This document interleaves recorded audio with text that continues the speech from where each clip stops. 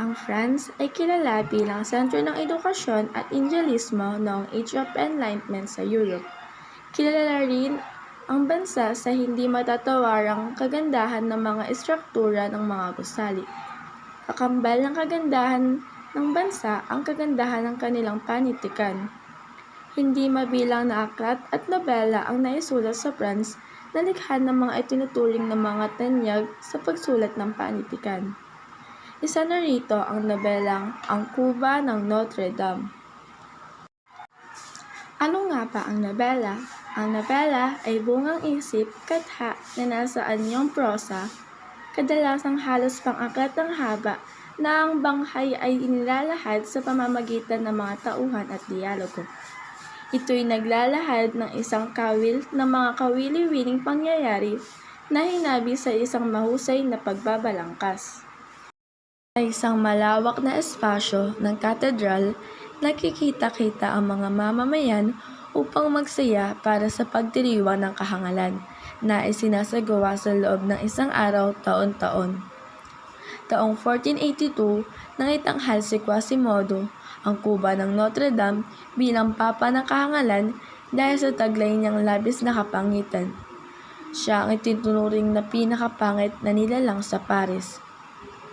Nang araw na iyon, iniluklok siya sa trono at ipinarada palibot sa ilang lugar sa Paris sa pamamagitan ng pangungutya ng mga taong naroroon na nakikibahagi sa kasiyahan.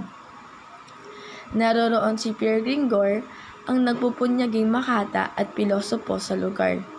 Hindi siya naging matagumpay na agawin ang kaabalahan ng mga tao sa panonood ng nasabing parada.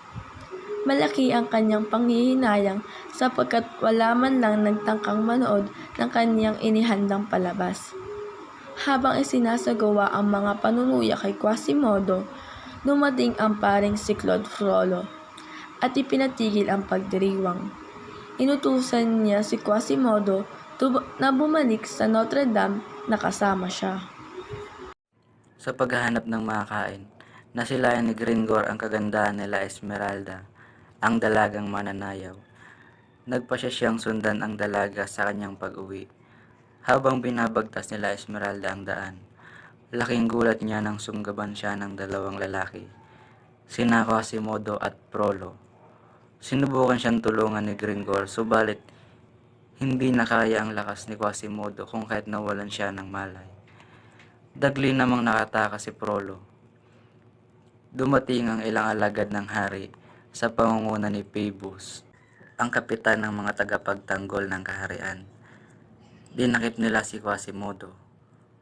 Samantala, hating gabi na nang napagpasyahan ng pangkat ng pulubi at magnanakaw na bitayan si Gringor. Lumapit sila Esmeralda sa pinuno ng pangkat at nagmungkahing huwag na ituloy ang pagbitay sapagkat handa siyang magpakasal sa lalaki sa loob lamang ng 4 na taon. May ligtas lamang ang buhay ni Gringor sa kamatayan. Nang sumunod na araw, si Quasimodo ay pinarusahan sa tapat ng palasyo sa pamamagitan ng pagpalo ng latigo sa kanyang katawan. Iniisip niya ang dahilan ng kanyang pagdurusa. Ang lahat ng iyon ay ayon sa kautusan at kagustuhan ni Frollo, na kailanman ay hindi niya nagawang tutulan dahil sa utang na loob. Ang sakit na nadarama ay ang matinding sakit na nalusap sa bawat paghahamak sa kanya ng taong naroroon. Nagmamakaawa siya na nabigyan siya ng tubig, subalit tila bingi ang mga taong nakatingin sa kanya, na ang tanging gusto ay lapastangin at pagtawanan ang kanyang kahabag-habag na kalagayan. Dumating sila Esmeralda, tinawag siya ng babaeng hamak na mananayaw at anak ng magnanakaw. Kilala ang babae sa tawag na Sister Gulode. Siya ay pinaniniwalaan na dating mayaman, subalit nawala ang bait nang nawala ang anak na babae. 15 taon nang nakalipas. Makaraan ang ilang buwan habang sila Esmeralda sumasayaw sa tapat ng Notre Dame at pinagkakaguluhan ng maraming tao. Napagawi ang mga mata ni Phoebus sa mapang-akit-akit na kagandahan ng dalaga. Nang mapuna nila Esmeralda, si Phoebus ay napaibig dito. Ang dalaga tila siya ay nawalan ng ulirat ng kanyang marinig ang pag-aaya ng binata. na magkita sila mamayang gabi upang lubos na magkakilala. Si Frollo ay nakatanaw lamang mula sa tuktok ng Notre Dame at nakaramdam ng matinding panibago sa nasaksihan.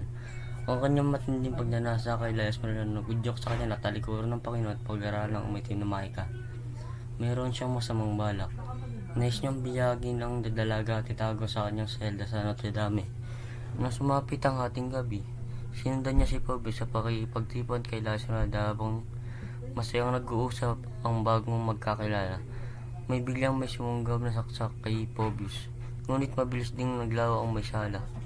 Hinuli ng mga alagad ng hari si La Esmeralda sa pag-aakala siya ang may kagagawan sa paglalwastangan sa kapitan. Matapos pahirapan sa paglilitis, sa pilitang pinako kay La Esmeralda ang kasalanan ng hindi niya namang ginawa. Naratakan din siya magkukulang. Siya ay nasistensyang bitahin sa loob ng palasyo. Dinalaw siya ni Frollo sa pihitan at pinagtapat ang pag-ibig sa kanya. Nagmakaawa ang pare na mahalin din siya at magpakita man lang kahit kaunting awa ang dalaga. Subalit tinawag lamang siya ni Esmeralda ng tiyanak na munghe at pinaratangang mamatay tao. Tumanggi siya sa lahat ng alok ni Frollo bago ang pagbitay. Iniharap si Esmeralda sa maraming tao sa tapat ng Notre Dame upang kutyain. Napansin ng dalaga ang anyo ni Phoebus, kaya isinigaw niya ang pangalan ng binata. Si Phoebus ay nakaligtas sa tangkang pagpatay sa kanya. Tumalikod si Phoebus na tila walang naririnig at tinunton ang bahay ng babaeng kanyang papakasalan. Ilang sandali, dumating si Quasimodo galing sa tuktok ng Notre Dame patungo kay Esmeralda. Gamit ang tali, hinila niya pataas ang dalaga patungo sa katedral at tumangis na isinigaw ang tatagang santuwaryo. Si Quasimodo ay napaibig kay Esmeralda ng araw nang hatiran siya ng dalaga ng tubig. Sa panahong walang man lang magnasang tumulong sa kanya, matagal na niyang pinagplanuhan kung paano itatakas si Esmeralda sa naging kalagayan ng dalaga. Batid ni Quasimodo na ang dalaga ay mananatiling ligtas hanggat nasa katedral. Sa mga araw na magkasama ang dalawa, mahirap para kay La Esmeralda na titigan ang pangit na anyo ni Quasimodo. Di nagtagal naging magkaibigan ang dalawa. Lumusob sa katedral ang pangkat ng mga taong palaboy at magnanakaw. Sila ang kinikilalang pamilya ni La Esmeralda. Naroon sila upang sagipin ang dalaga sapagkat narinig nila na nagpapa ng kautusan ang parlamentaryo na paalisin si La Esmeralda sa katedral. Samantala, inakala naman ni Quasimodo na papatayin ng mga lumusob si La Esmeralda. Kaya gumawa siya ng paraan upang iligtas ang dalaga. Malaking bilang ng mga lumusob ang napatay ni Quasimodo. Habang nagkakagulo, sinamantala ni Frollo na makalapit kay La Esmeralda. Nag-alok siya ng dalawang pagpipilian ng dalaga, ang mahalin siya o mabitay. Mas pinili ni La Esmeralda ang mabitay kaysa mahalin ang isang hangal na tulad ni Frollo. Iniwan ni Frollo ang dalaga na kasama si Sister Gudule. Labis ang pagkamangha ng dalawa nang mabatid nila na sila ay mag-ina.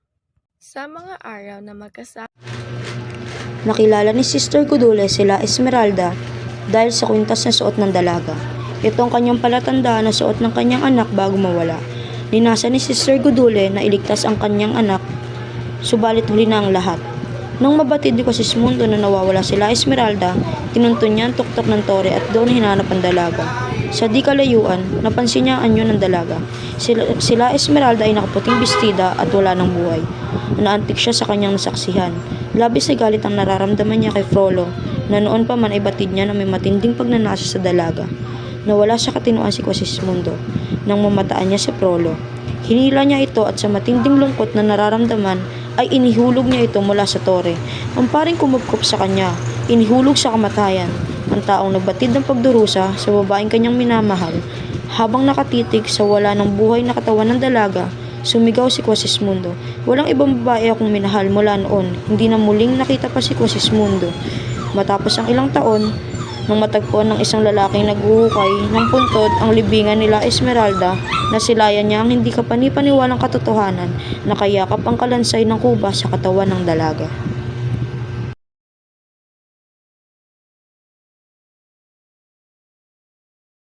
Ang mga tauhan sa kwento ang kuba ng Notre Dame.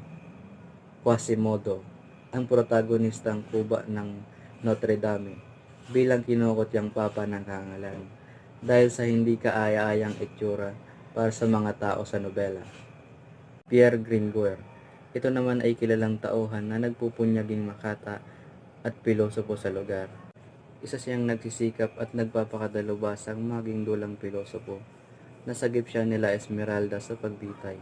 Claude Frollo, ang paring antagonista o kontrabida.